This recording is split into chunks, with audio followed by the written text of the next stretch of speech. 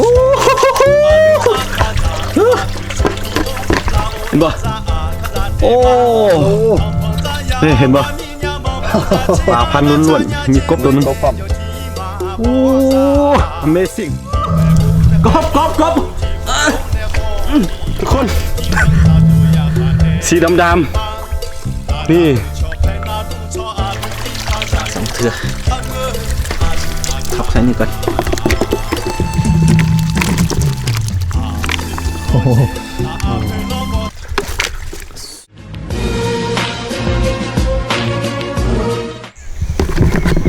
สบายดีทุกคนนอนยินดีต้อนรับเข้าสู่ซองอาคาน้อยเนาะนี่วิถีชีวิตของเราก็เดิมๆอยู่นี่แหละแต่ละปีมันก็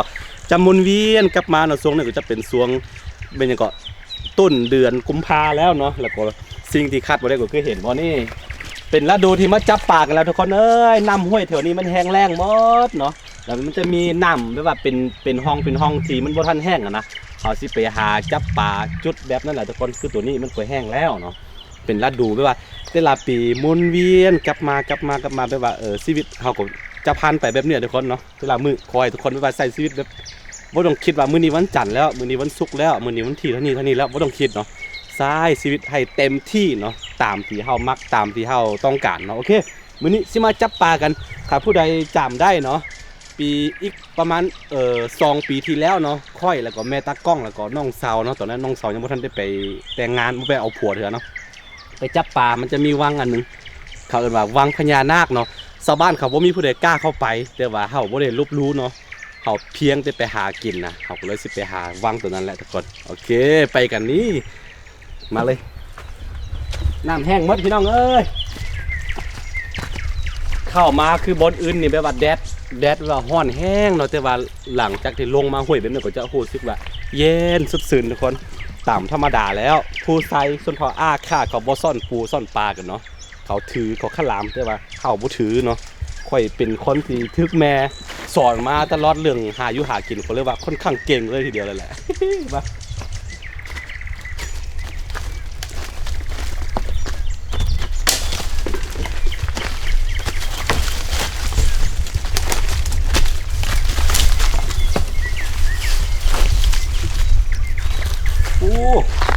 แห้งหมดน้ำ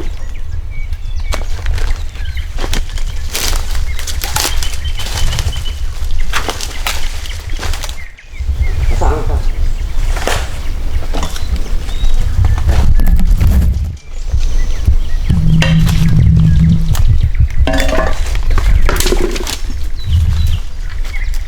นี่ทุกคนจะมีน้ำแบบนี้เหรอสิฮาจะมีอย่างกับปลาพันธุ์ปลาแบบว่าเป็นลายคือเสือตัวนั้นจะมีรสแซ่บเนาะ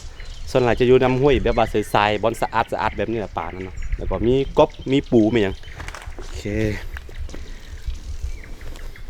สัญลักษณ์บ่งบอกความเป็นอาคาเนาะคือเวลาไปยูใส่กันเห็นแบบนี้เนาะเห็นรถลายแบบนี้บ่ต้องบอกว่าเจ้าเป็นไผ่มาจากใส่เนาะส่วนพออาคาลูกหลานอาคาเขาจะคู่กันเองว่านี่คือความเป็นตัวตนของส่วนพออาคาเนาะถงงามๆจากแม่ของตากล้องจับเปิดการ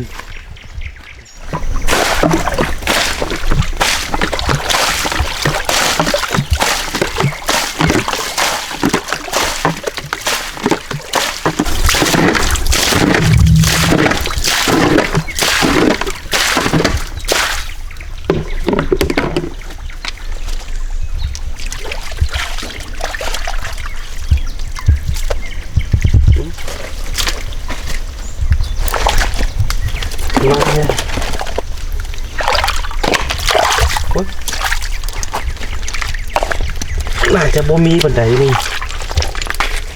บอนที่มีใบไม้ตกใส่ไล่เนาะมันจะมีกบกับมีฝา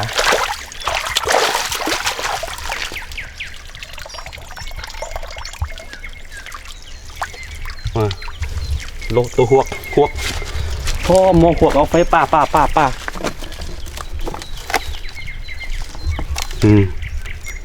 ตัวหวกเด้อไปมกกินคนลาวคนอีสานจะหู้จักดีเนาะตัวนี้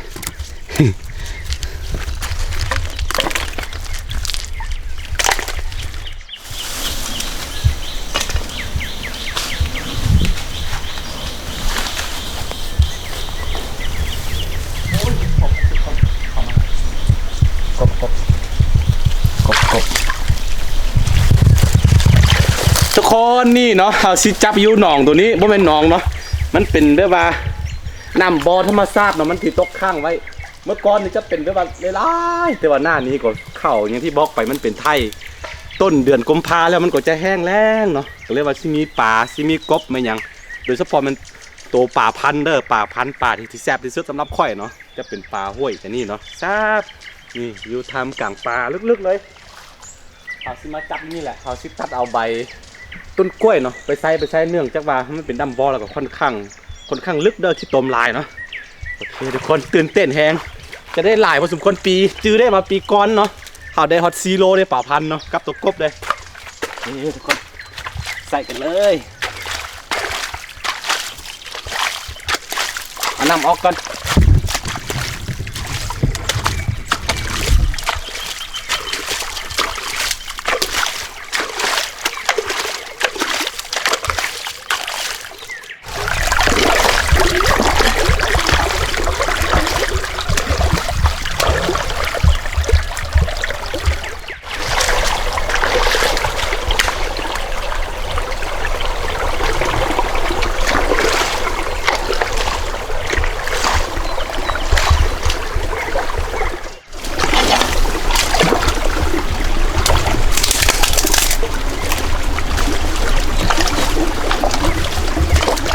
โอ้ปลาแต่ว่าคุณจะกินตัวแบบ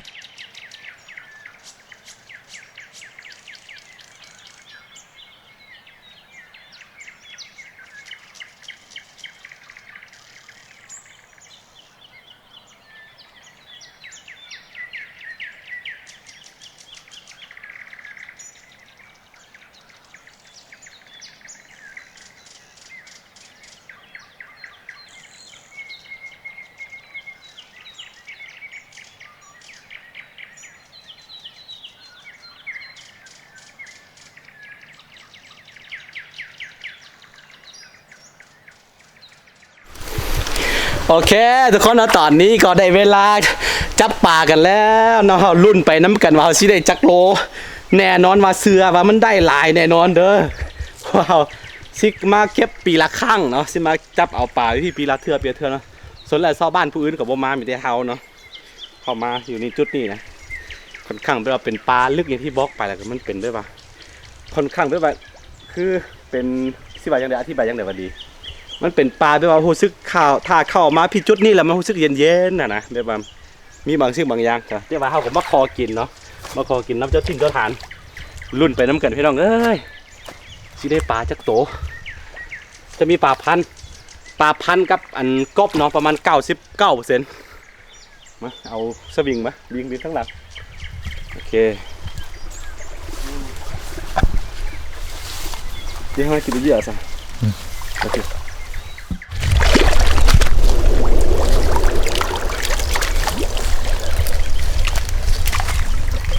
ไข่ตุกกบไข่ตุกเกียดมันสุดยอดเลยเนี่ยตุกเลยเป็นไข่ของมันจะเป็นขี้ตมหลายเด้อขี้ตมแล้วก็ลึกเนาะเห็นปะน้ำเย็นๆพี่น้อง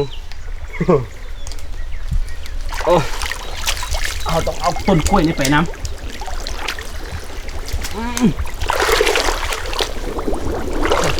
ก็ทำแบบนี้สิปลามีกบได้เนี่ยนะ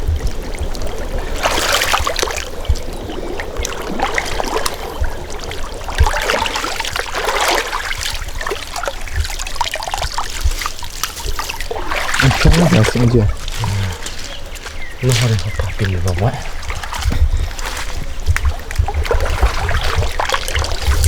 นี่ว่าคือดูเย็นดูเย็นเลยอะไรจะบอก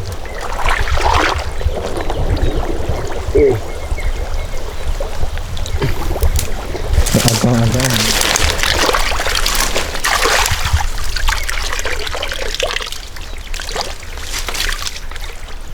น้ำมันยังบ่ทันแห้งใช่ปะ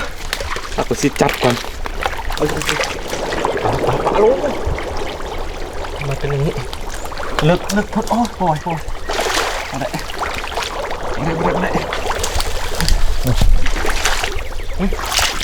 ชมละ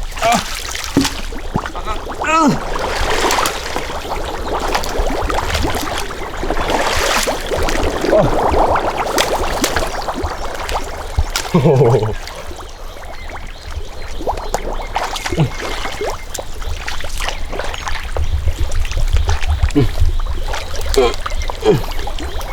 บยากพี่น้องเอ้ยอ๋อ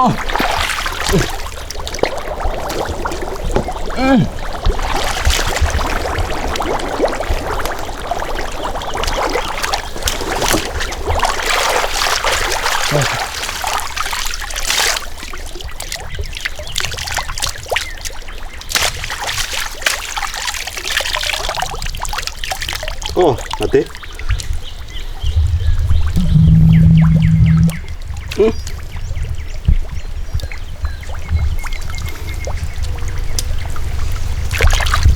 ปลาพันปลาประมาณนี้เนาะมันมีหลายปลาชนิดนี่ปลาพันเด้อ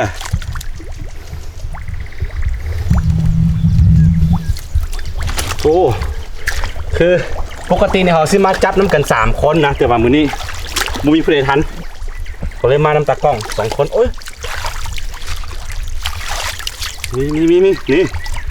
อู้มีตัวน้อยบ่เอาเนาะตัวน้อยหลาย ลูกมันบักกะหลายนี่แบบนี้ครับบ่เอาเสียตัวใหญ่นี่ลูกมันหลายโอ้มีหลายพี่น้องหลายเด้อมันเด้อโอ้ยมันเด้อพี่น้องเอ้ย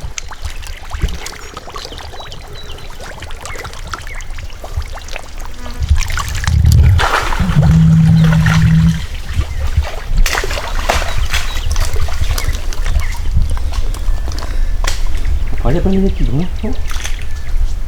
หมอถุง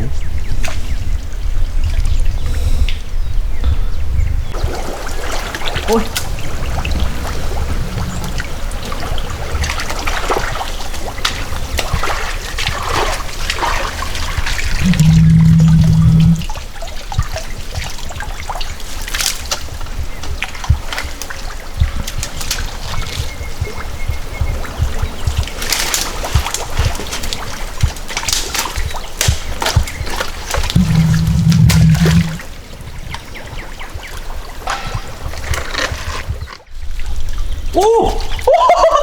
กบฮัลโหลพี่น้องอันจะแพ้อันจะแพ้ กบบ่ฮู้ว่ากบเนี่ยโอ้บางท่าทางยายอยู่ได้หันยายฮัลโหลเดี๋ยวสิเบิ่งโท2 ตัว2 ตัวเบิ่งฮัลโหลทุกคนมันจับยากเนื่องจากว่าขี้ตมหลายเนาะเสียเบิ้ง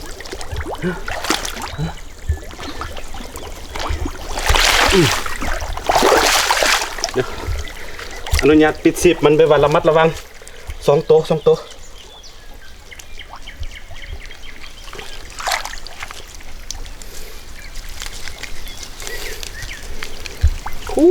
ตัวใหญ่พี่น้องนี่ต้องปิด10มันก่อนนี่มือซะเฮ้เห็นป่ะกบหมื่นกบธรรมชาตินี่2 ตัวโอ้ยมาอนุญาตปิด10เลยอนุญาตปิด10เลยไปเพิ่นบ่ต้องเบิ่งกล้อง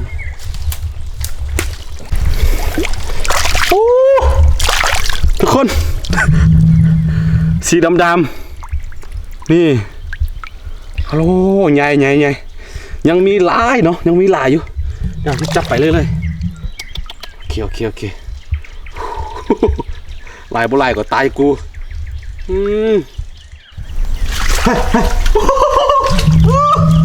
กบนี่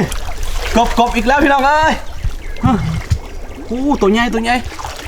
เป็นไงนี่เราอยากปิดชิปนิดนึงตะกล่องไอ้เชียวเอา นี่โอ้โคตรใหญ่ เป็นไงนี่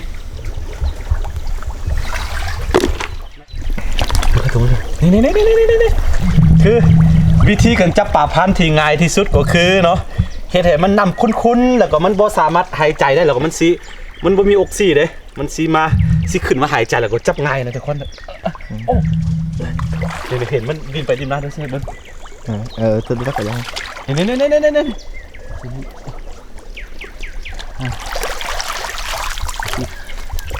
เป็นนี่ ปลาหลายสุด นี่เห็นป่ะนี่ไปเรื่อยเราสิจับเอามาเดี๋ยวโอ้ต้องบอกมา Amazing ลายพิลึกตัวนี้นี่ปลา กำแพง ตะกบโอ้ เยอะคือไง ลายสุดบ่ลายสุดปลาไม่เสียบ้างพี่น้องเอ้ยนี่เห็นป่ะนี่หัวมันนี่โอ้ ฮัลโหล หนาวตัวนี้นะเดี๋ยวเสียเบิ้งฮัลโหลพี่น้องได้หลายเดี๋ย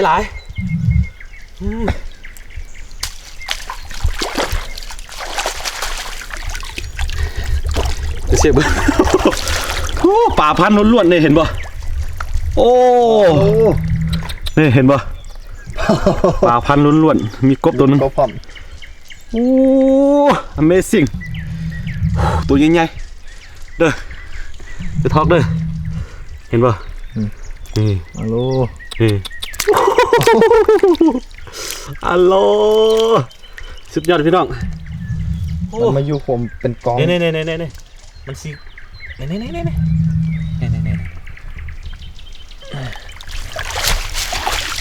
มันสิกองกันอยู่เป็นแถวเลยหนาวแห้งพี่น้องแล้วตอนนี้เขาจับไปประมาณ1 ชั่วโมงกว่าก็ได้หลายเติบเดี๋ยวสิเบิ่งผลงานของเรา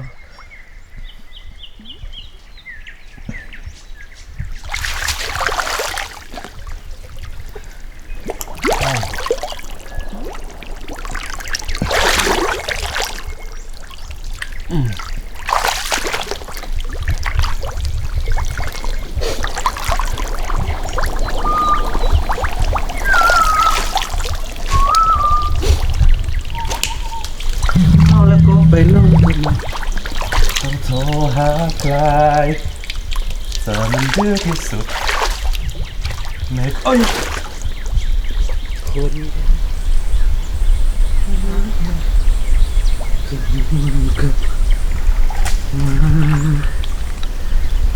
อนนำรักกลับมา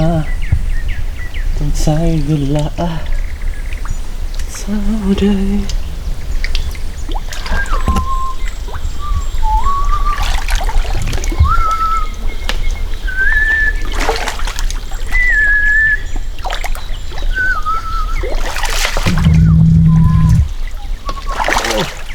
โอ้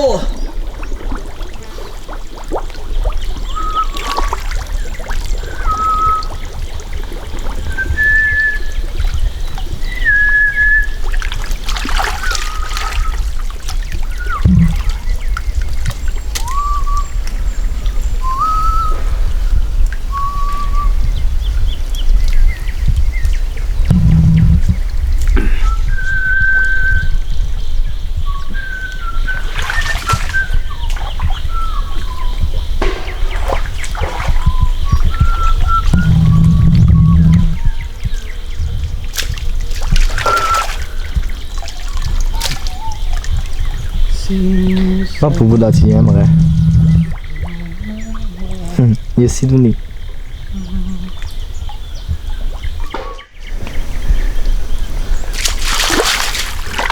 ตอนนี้คือ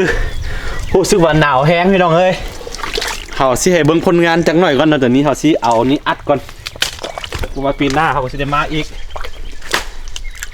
โอ้ได้ลายพอสมควรหนาวบ่ไหว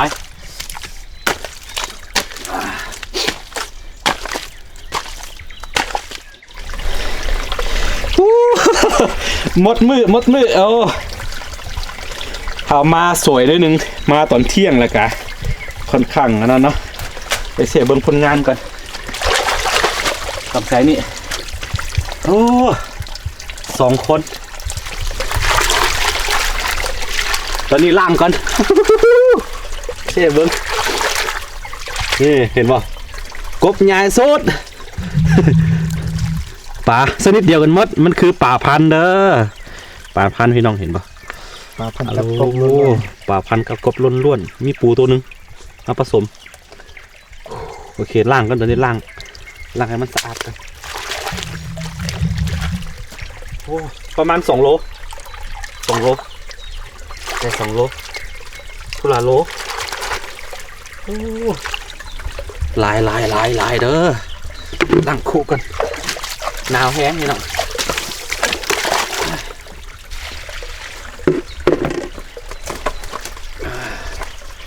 โอ้ลายโบราณนี่ล่าง2 เทือทับใส่นี่ก่อน โอ้โห โอ้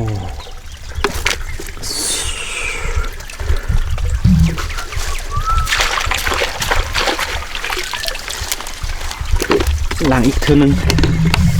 เดี๋ยวเบิ้งเลยตะกล้องเด้อโอ้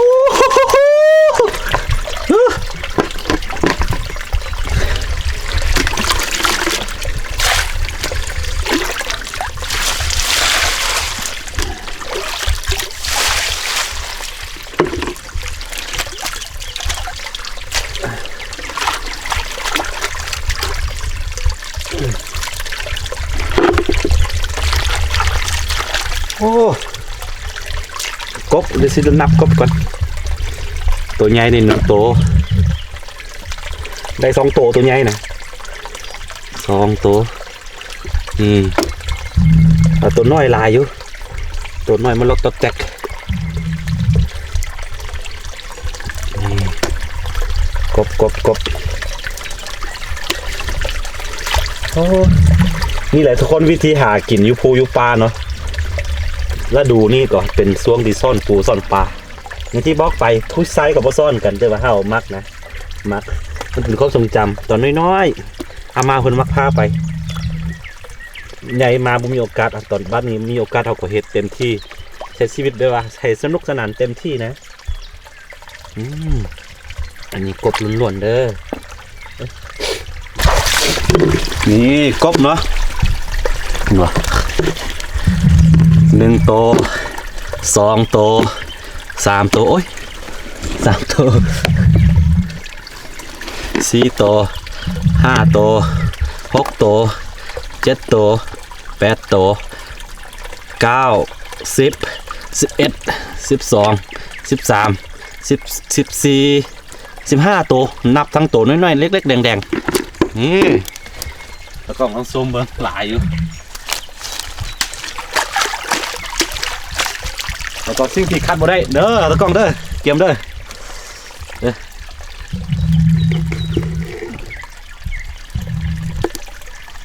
โอ้นี่เอามัน2 โลเด้อบ่ได้สั่งเบิ่งคือมาคุมกินอยู่นี่เต็มชนิดเดียวกันหมดป่าพันธุ์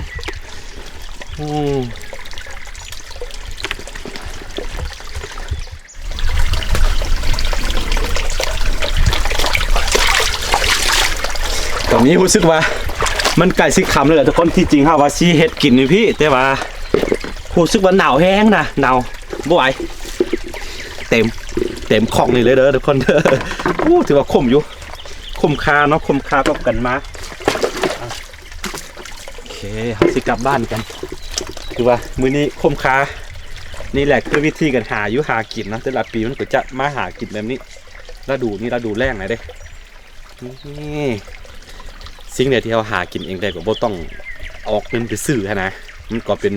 กำไรชีวิตแล้วกันเอาสิกลับบ้านพี่น้องโอเคเนาะ ถ้าใครมักคลิปด้วยว่าบ้านๆไว้มันก็อย่าลืมเนาะกดไลค์กดติดตามซองอาคาน้อยไว้เนาะแล้วก็อย่าลืมกดไลค์กดติดตามซองอันตะกล้องน้ำเด้ออามาพี่แชนแนลตามหน้าจอเนาะเดี๋ยวเจอกันใหม่ในคลิปหน้าทุกคนสบายดีหนาวเดี๋ยว